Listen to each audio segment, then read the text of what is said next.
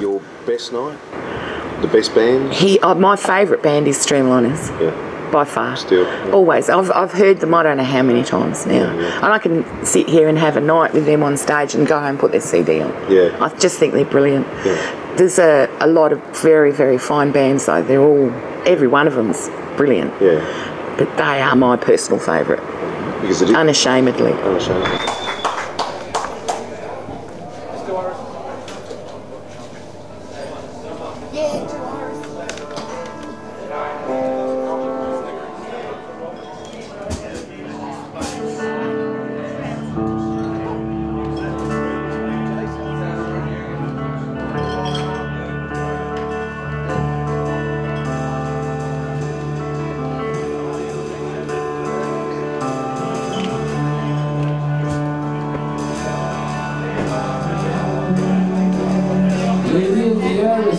Carry down.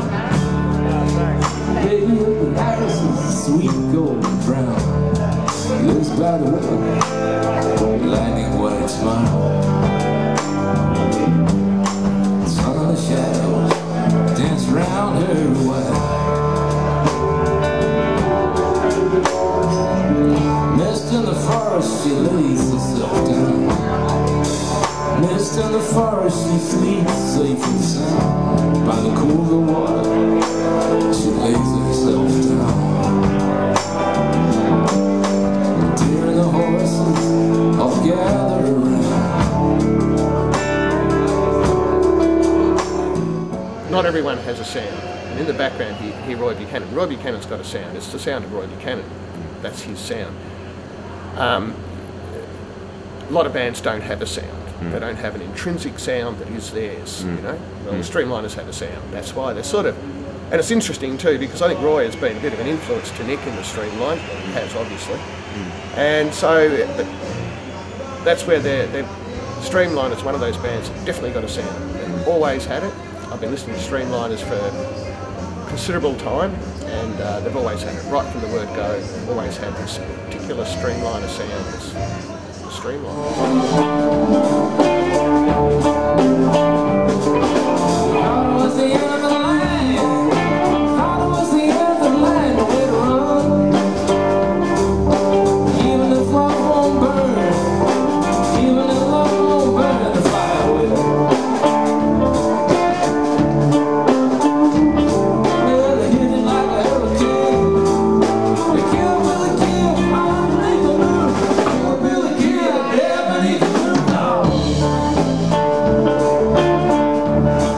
We started in '89.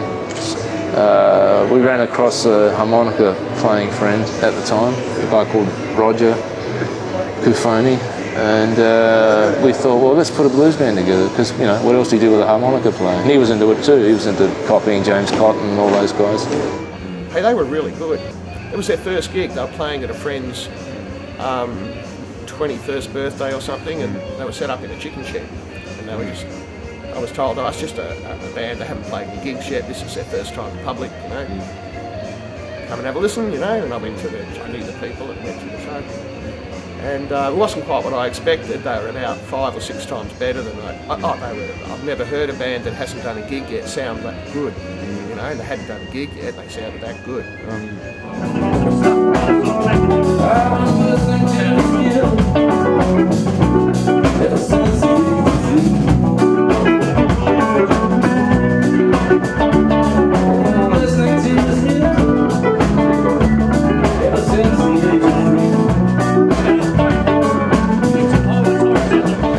It's basically my thing. That's what I'm doing behind the scenes, so to speak. Just working on new material and keep the ball rolling. You have to, otherwise, because if you don't play as much, you've got to do something to counter that and keep everybody interested. Otherwise, everyone tends to just drop it and drift. So if you're not gigging live, you've got to do something to keep everyone interested. So this is why we're recording. It just seems like the Streamliners is a bit bigger band than what it actually is, and that's, I guess, because you guys don't really want to push it. Well, I do, and I'm certain most of the guys in the band do. Like I said, just the logistics of actually doing it is a little more difficult. than what it seems like on the outside.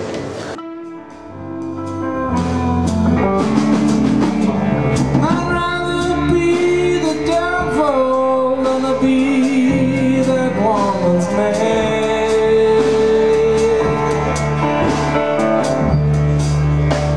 I'd rather be the devil than to be that woman's man.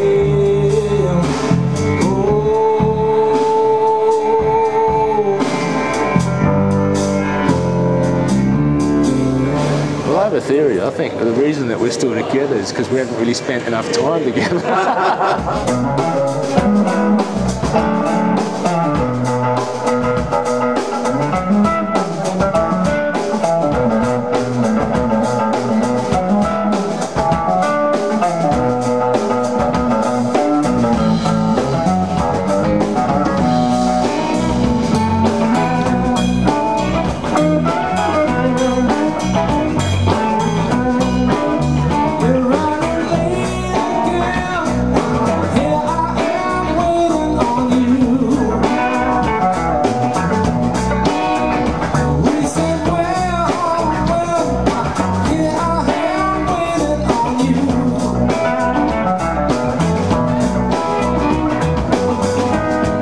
About stuff that you've recorded and the way that your music has changed and where it's It has changed. I mean, since we've started, since the very first recording we did came out back in, I think it was '94,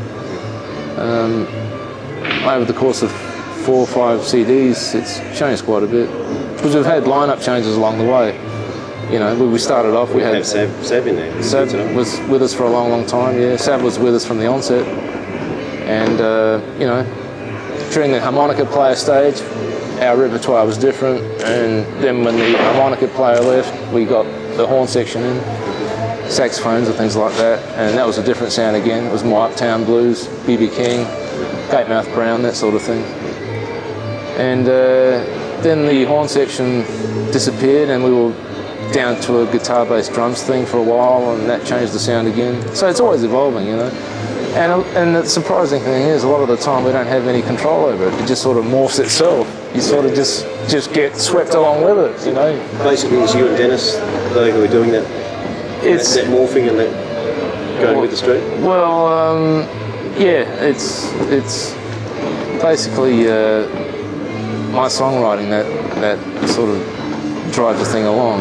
And although I do leave things unfinished to get the guys to add their own ideas to them. There's no leader in the band, and in fact Nick, from a really young age, was a really shy guy. You know, he never wanted to have that position. Yeah. But Nick, sort of like a reluctant sort of hero, he plays that role. Yeah, I think he probably does it, what's the word, out of necessity, because he's a talented singer, talented guitar player, and if you can do both things, you're destined to be a front man, and if you don't necessarily have that personality that puts it out there, you've got to develop something that, you know, makes it work for you.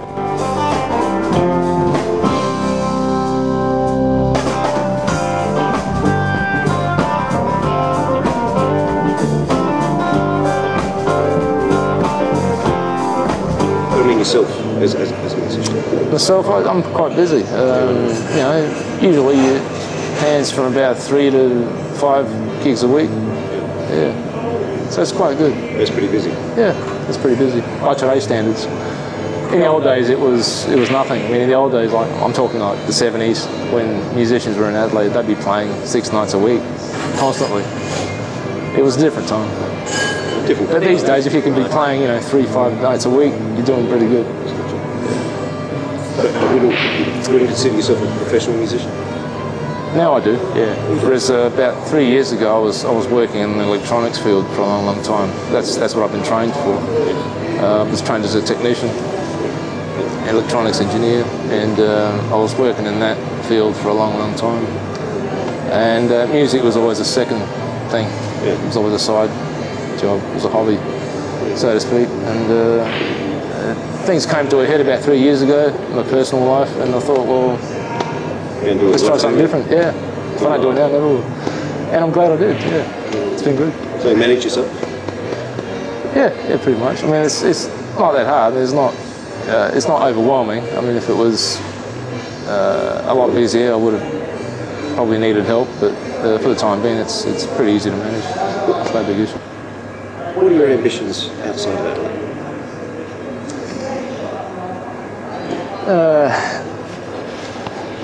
I mean, look, you can always say that it'd be nice to take it elsewhere, and we should. I mean, but the main thing that's kept us back, well, with Streamliners, if anything, is the fact that everyone's been busy doing other things. Everyone's had day jobs and families to take care of, and 4 or 5 other bands that you're playing. Yeah, it's always been difficult to sort of line the guys up for a week or two to do anything, and that's always sort of kept us back.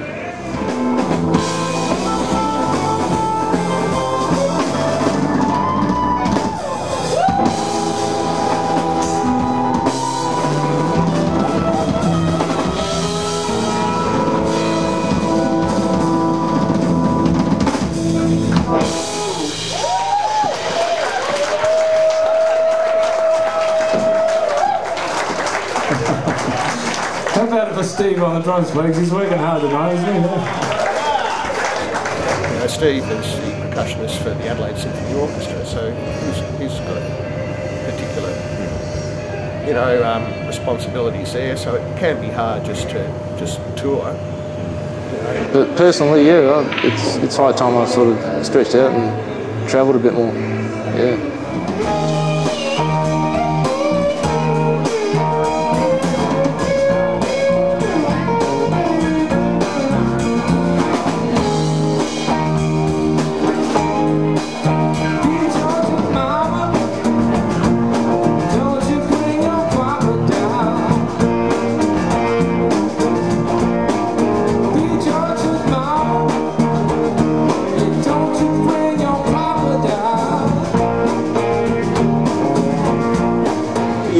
You are a band that can probably, and will play on any given night, probably 4 or 5 different styles, probably.